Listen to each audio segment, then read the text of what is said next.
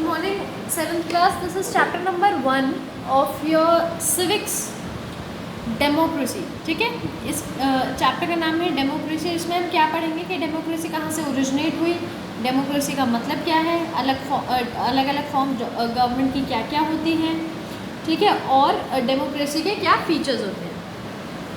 The term democracy literally means rule of people. यानी democracy का word का मतलब ही क्या हुआ, rule of people.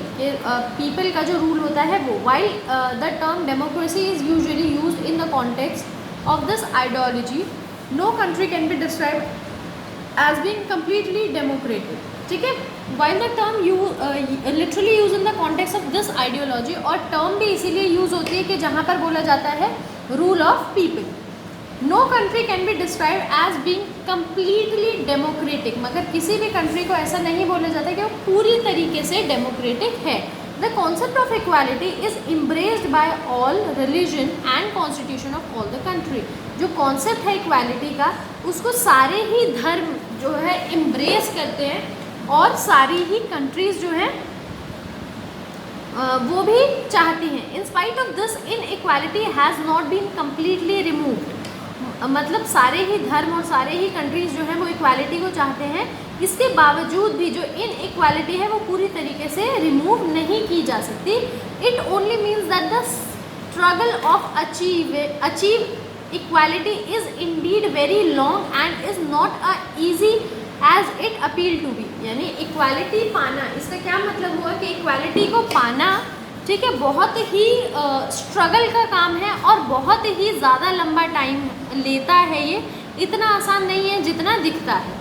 But there are always people and communities who strive to achieve equality in whatever way possible. मगर फिर भी कई सारे लोग हैं, कम्युनिटीज़ हैं जो चाहती हैं इक्वालिटी आए जहाँ तक पॉसिबल है वहाँ तक. How did democracy originate. अब डेमोक्रेसी कहाँ से उत्पन्न हुई, कहाँ से बनी.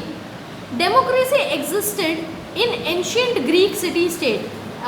जो डेमोक्रेसी थी वो ग्रीक स्टेट्स में होती थी. They believe that all males should take place in the process of decision making. और उनका क्या मानना था कि सारे ही इन आदमियों को एक साथ डिसीजन मेकिंग में पार्ट लेना चाहिए. Slaves and women has no such right. मगर स्लेव्स जो नौकर होते थे और जो औरतें होती थी उनके पास ये राइट नहीं है होता था. However, this was possible because Greek city states were small. मगर ये तब इसलिए पॉसिबल हो पाता था क्योंकि ग्रीक स्टेट छोटी सी थी तो सारे आदमी उसमें पार्टिसिपेट कर सकते हैं. In modern era democracy originate in Europe. अब मॉडर्न एरा में तो हो गई पुराने ज़माने की बात. अब मॉडर्न एरा में जो डेमोक्रेसी थी वो यूरोप से ओरिजिनेट हुई. द ग्लोरियस रिवोल्यूशन, कौन सा रिवोल्यूशन था, glorious revolution, saw the dethroning of King James II and seizing the power of his daughter Mary.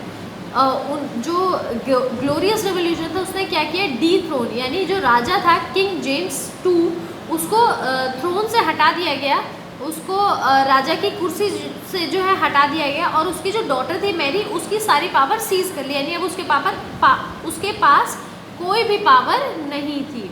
A bill of rights was passed by British monarch. और एक bill जो है right का वो pass किया गया which limit the power of the king. और उसने किंग की पावर जितनी भी होती है उसको लिमिट लगा दी कि यहाँ तक आप अपनी पावर का इस्तेमाल कर सकते हैं, इसके आगे नहीं.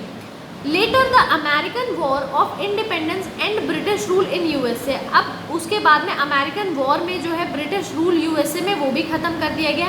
And led to the opt of federal constitution 1787. और उन्होंने फेडरल कॉन्स्टिट्यूशन को अडॉप्ट कर लिया 1787 में.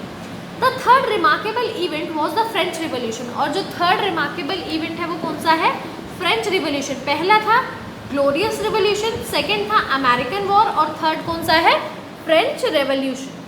ठीक है, 1789 में. Which popularize the idea of liberty, equality and fraternity. जिसने किस आइडिया को पॉपुलर किया, liberty, equality and fraternity. It end monarchy and establish people's rule in France. जिसने क्या किया था इस रिवोल्यूशन ने कि मोनार्की को रोक लगा दी थी. जो एक ही राजा, मतलब एक ही जैसे अगर एक राजा है फिर उसका बेटा बनेगा, उसका बेटा बनेगा, ऐसे उस चीज़ को एंड कर दिया गया और लोगों के राज्य को वहाँ पर कि लोग अब डिसाइड करेंगे. फ्रांस में ये चीज़ इंस्टॉल करी. ठीक है, इस्टेब्लिश करी। The above 3 events made a significant impact on other part of the world. जब ये 3 चीज़ें हुई, ये 3 इवेंट हुए, तो इन्होंने पूरे वर्ल्ड पे बहुत ज़बरदस्त इम्पैक्ट डाला। When democracy expanded from Europe to other parts of the Asia and Africa. और यूरोप से जो डेमोक्रेसी थी, जब लोगों ने इसके बारे में सुना तो उनको बहुत अच्छा लगा, और डेमोक्रेसी फैलती गई एशिया और अफ्रीका के बाकी पार्ट्स में भी। Democracy focus on 2 features. Democracy 2 features पे बहुत ज़्यादा ध्यान देती है। पहला, people had the right to choose their representative. पहला, लोगों के पास ये चॉइस होती है कि वो किसको अपना रिप्रेजेंटेटिव्स चुनना चाहते हैं, यानी कौन आपकी तरफ से बोलेगा, आपके लिए जो भी रूल बनाता है वो आपके रिप्रेजेंटेटिव्स होते हैं, ठीक है। तो ये चुनने का हक लोगों के हाथ में आ जाता है। दूसरा, curbs were placed on the power of the ruler through periodical election. और जो रूलर है, यानी जो भी रूल करे, जैसे भी बीजेपी है, तो इनकी पावर पे वो रोक लगा देते हैं। कैसे? पीरियोडिकल इलेक्शन से, यानी एक समय तक उनका 5 साल तक का टेन्योर होता है, 5 साल वो अपनी पावर का इस्तेमाल कर सकते हैं, फिर दूसरी पार्टी आ जाती है, या फिर उसके बाद आ जाती है, ठीक है। तो ये पावर पर रोक भी लगा देती है। ऐसा नहीं होता कि एक को चुन लिया और फिर हमेशा वही रहेगा और वो अपनी पावर का किसी भी तरीके से इस्तेमाल कर सकता है, ऐसा नहीं होता। Different form of government. अब हम पढ़ेंगे कि अलग अलग गवर्नमेंट की फॉर्म क्या क्या होती है। सबसे पहले होती है मोनार्की। अभी हमने कई जगह मोनार्की का नाम सुना, मगर वो होती क्या है? Another form of government. एक और गवर्नमेंट का फॉर्म होती है, एक और रूल करने का तरीका होता है, कंट्री को चलाने का एक तरीका होता है। It prevalent in some countries, और ये किसी किसी कंट्री में अभी भी है, हमारे पूरी दुनिया के किसी किसी कंट्री में अभी भी है। इसको बोलते हैं मोनार्की। क्या बोलते हैं? Monarchy. It could be constitutional monarchy और एब्सोल्यूट मोनार्की। मोनार्की 2 तरीके की होती है। एक होती है कॉन्स्टिट्यूशनल और एक होती है एब्सोल्यूट, ठीक है। In constitutional monarchy the power of the monarch are defined by the constitution. अब जो राजा होता है उसकी जो पावर होती है, मोनार्क मतलब कि जैसे मैंने आपको बताया ना, एक राजा होता है, फिर उसका बेटा बन जाता है, फिर उसका बेटा बन जाता है, नेक्स्ट राजा, फिर उसका बेटा बन जाता है।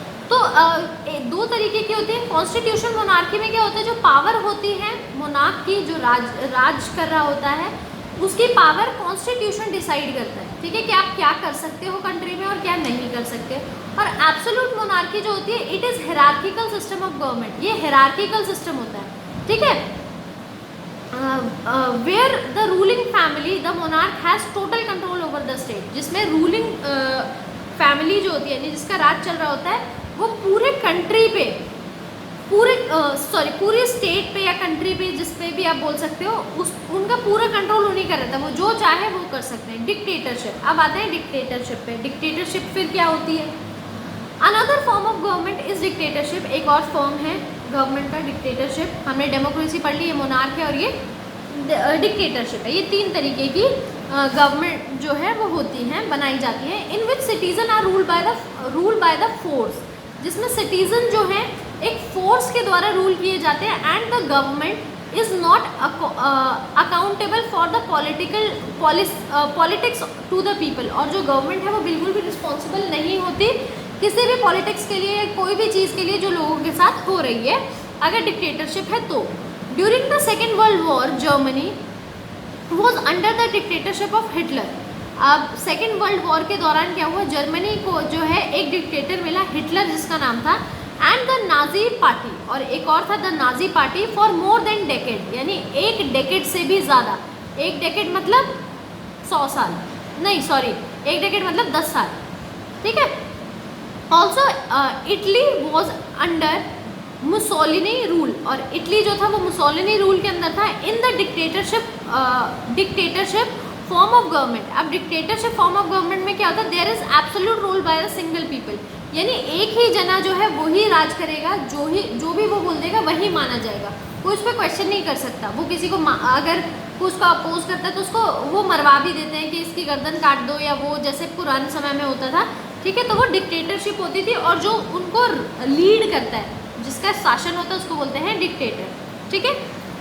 Constitutional republic. अब कॉन्स्टिट्यूशनल रिपब्लिक क्या होता है? It is a rule by the government composed by representative who are elected by the people of the nation. अब ये क्या है? एक गवर्नमेंट का फॉर्म है, गवर्नमेंट का रूल है जो किससे बनाया जाता है? रिप्रेजेंटेटिव से बनाया जाता है, जो लोग चुनते हैं राज्य के, पूरे देश के। These elected representative of people make an enforced law। और अब ये जो लोग, जिनको भी जनरल पब्लिक चुनती है, वो एक पार्टी टाइप बना लेते हैं और वो ही लॉ बनाते हैं। The republic is a country that had no monarch. एक रिपब्लिक जो है एक कंट्री है जिसका कोई मोनार्क नहीं है। The head of the country is usually elected president. और जो हेड होता है कंट्री का, वो यूजुअली जो प्रेसिडेंट भी जो भी चुना जाता है वो होता है head of country is elected by electoral office, यानी प्रेसिडेंट के द्वारा चुना जाता है हेड। ठीक है, कंट्री का हेड कौन होगा? यानी कंट्री का हेड प्रेसिडेंट। कौन चुना जाता है? इलेक्टोरल ऑफिस जो होता है, वहाँ से इलेक्शन होते हैं और वो कंट्री का हेड चुनते हैं। फर्स्ट वीडियो जो है बेटा आपकी वो यहीं पर फिनिश होती है।